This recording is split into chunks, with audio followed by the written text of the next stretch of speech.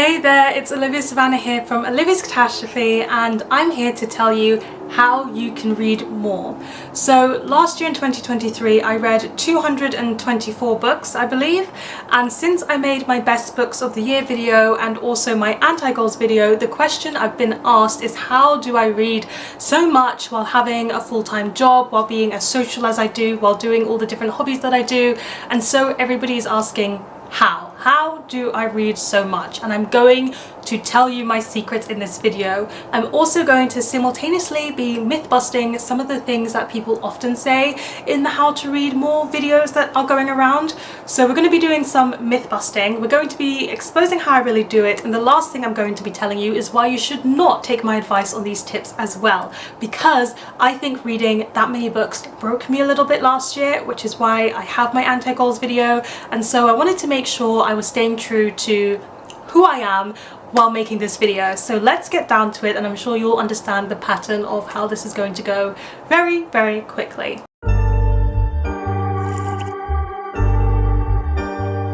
The first thing that most people say you need to do to read more is to read multiple books at once. Don't just be reading one book, read a fantasy book and a classic and a da-da-da and a da-da-da. And admittedly, that is how I like to read. I like to multi-read lots of different books at once and different genres, and just have about 11 currently reading books to like 8 to 11 is my happy place. But actually, myth busting that, the truth is not to read multiple books at once, but to read across multiple formats. Now, I last year changed my reading, so I read fewer books at once, but I read the same book across multiple formats. So if I was reading a chunky fantasy book, let's say it was The Atlas 6 by Olivier Blake, I then had the physical book which I kept in my home and I could read at home. I would borrow the audiobook from my library, because then if I had a moment or two to snap a chapter here or there, I would listen to it. And I also would borrow the ebook, so while I was commuting to and from work I could still be reading the same book. And that just sped up my process with every single book, because it meant in any which way or form, if I had a moment to read, if I felt like reading, I could read one book at a time, but just in a sped up version. Now, you do need to have a library to be able to do this, or to be willing to get the ebooks, an audiobook subscription, and some people might not like to buy the same book multiple times. I literally was only able to do this through the library because they have audiobooks and ebooks of some of the books I already own, but that is what helped me speed through my reading. Now, the reason why I do not think you should follow this tip is because it's also a pain in the butt. It means that you've got to end on a chapter, and you need to end on a chapter and remember which chapter it is, because if you can read it on a different format, you need to be able to remember which chapter it was and fast forward to that format so you can continue reading. And that can be a bit of an arduous process to some people, and it can be quite a bit annoying. The next tip that people often give is that you should read on your commute. If you've got a long commute, it's well worth reading on it. But actually, myth busting that, the problem is you should not just read on your commute, you should read in any waiting period whatsoever. And also, if your commute is short with a lot of changes, if you've got to take a bus and then a tube and then a different tube, you should still read on your commute. You should not let that stop you. And that's how you actually read as much as I do. I think what I do when I'm reading on the tube, which I don't know, I feel like it can get very packed during rush hour, and I am on a very busy line. It feels like a lot to have the space or the mindset or the effort of taking out a book. Like, mentally I can't see past that block. So what I do is I borrow ebooks and I read them on my phone, which is just something I can easily pull out. And I think even if you've got only 5 minutes on a tube train, just still read, just still listen to the 5 minutes of audiobook, just still snatch those 5 minutes of reading your ebook. It saves you so much time and you get quite a lot of reading done that way. However, the truth of the matter is why you should not do this is because not everybody likes to read in little chunks. Not everybody likes to read when there's outward noises around you. And if you don't like to read that way, why should you give up the comfort of how you like to read just to be able to read more? I think that's something worth considering. Some of the advice that you often get is to sit down and make time for reading in your life. Make time for reading 1 hour before bed. Make time for reading 1 hour in the morning before you go to work. But actually, myth busting that is I don't read. I don't sit down and read for long chunks of time. I read in very little bits, spurts, breathers here and there. I've already described this a bit with how I read on my commute, but even when I'm at home reading, I often read about 25 pages per session, which I can do in about 20 minutes and then I stop reading, and then I do something else, then I come back and read for 25 minutes, 25 pages, and then I do something else, rather than sitting down and spending an hour reading. And I know that some people like to get sunk into a book that way, so as I said before, really consider, is this how you like to read? But for me, it just means I've integrated reading into the pattern of how I live my daily life, which is going to be very hard for me to untangle if I ever want to stop reading. But I see those natural pause moments of breaks as reading soothers for my brain, rather than I need to make time in my day for reading and change up my routine. It just slots into my life rather than taking over time in my life. So I'm going to do reading as solitary twice. So I think a lot of people think reading is a solitary endeavor, and you probably don't if you're here on booktube,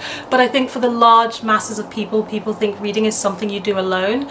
But actually, myth busting that, discussions are really good. So I'm going to say book clubs and reading sprints. For me, I have my Patreon book club, which link down below if you would like to join, where I read a book bi-monthly, and I usually often choose the bigger books that I struggle to get to otherwise for my Patreon book club, and it just means that I've got a motivation, I've got a reason to read those big books, which is a bit contradictory to reading more, because if you want to read more, people say you should read shorter books, but I don't believe that we should only be picking up shorter books if you want, or if you have interest in some books that are longer and chunkier and will take more time.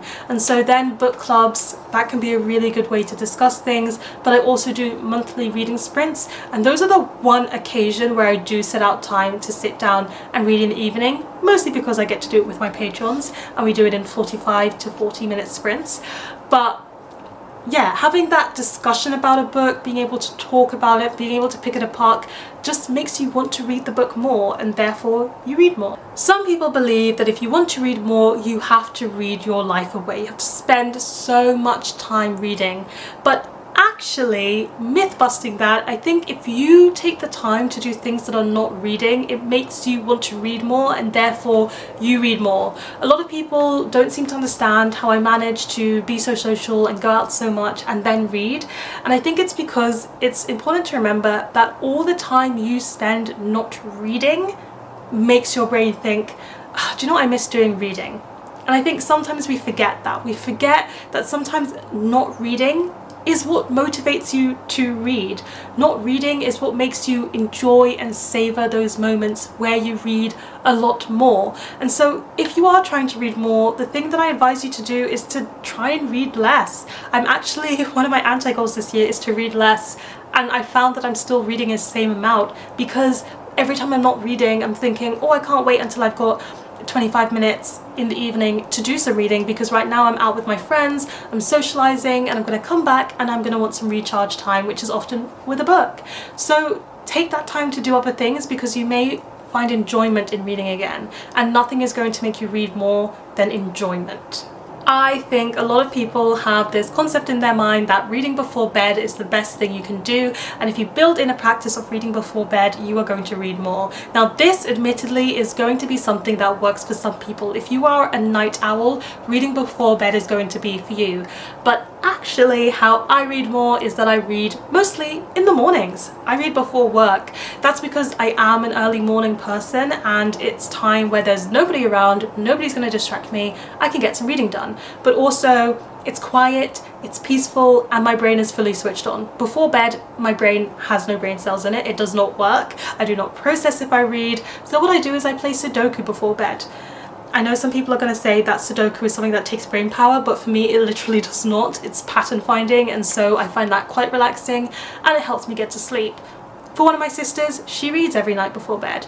For me, if I read before bed, I'll probably stay up until 1:30 AM reading Sarah Simone books, and it does not work. It's not healthy for me as someone who's an insomniac. So find your reading time, whether that's on your lunch break, in the morning, in the evening, and then try and make some time to read around then. Again, don't feel like you have to have a whole hour. If it's 15 minutes, it's 15 minutes. If it's 20 minutes, it's 20 minutes. But making it something that's at a time that works for you and your brain power level, but also for the length and duration that works for you, you'll read more because you'll enjoy that period of time more. The last thing that people often say is to join readathons and tick off reading prompts, give yourself a reading challenge. Listen, but actually, Don't just overflood yourself with readathons and prompts. I know they can be so tempting, and as someone who runs a readathon, we really love it when people join them, but there is such a thing as overloading yourself and making reading more of a chore and more work than actual fun, and that is going to be the biggest detriment to your reading. So actually what you should do is choose one readathon a year, choose one challenge a year, and dedicate some time to trying to tick off those prompts, but also don't force yourself, don't pressure yourself. There's no readathon or prompt reading police that are going to come and get you if you stretch a prompt a bit, if you make it work to fit books that you already own. Do things in your own way and don't be afraid to do them. Again, that will just increase your enjoyment of reading and make you read more. Now, I think those are the best tips that I can give you for people who want to read more, and I do think deep down under those tips that I said, my biggest tip is just to enjoy your reading, take it at your own pace, set TBRs if it works for you, don't set TBRs if it doesn't work for you. Do what makes you happy and enjoy reading the most.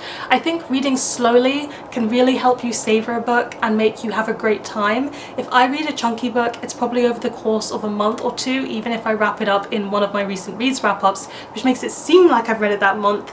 I usually read those books quite slowly, and that makes me savor and enjoy the process. But then sometimes there are books that I read really fast, like lightning, a manga or a graphic novel or a romance book where admittedly I have stayed up until 3 AM to finish it.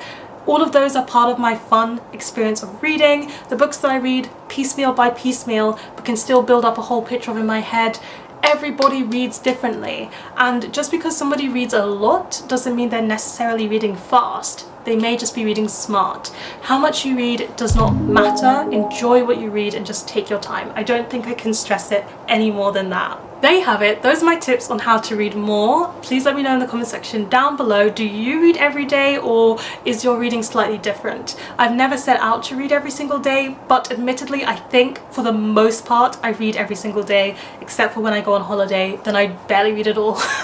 Please give this video a thumbs up if you enjoyed it, hit that subscribe button if you want to see more, and don't forget to hit that notification bell to be updated every time I have a new video. And you know what they say, onwards and upwards. Excelsior!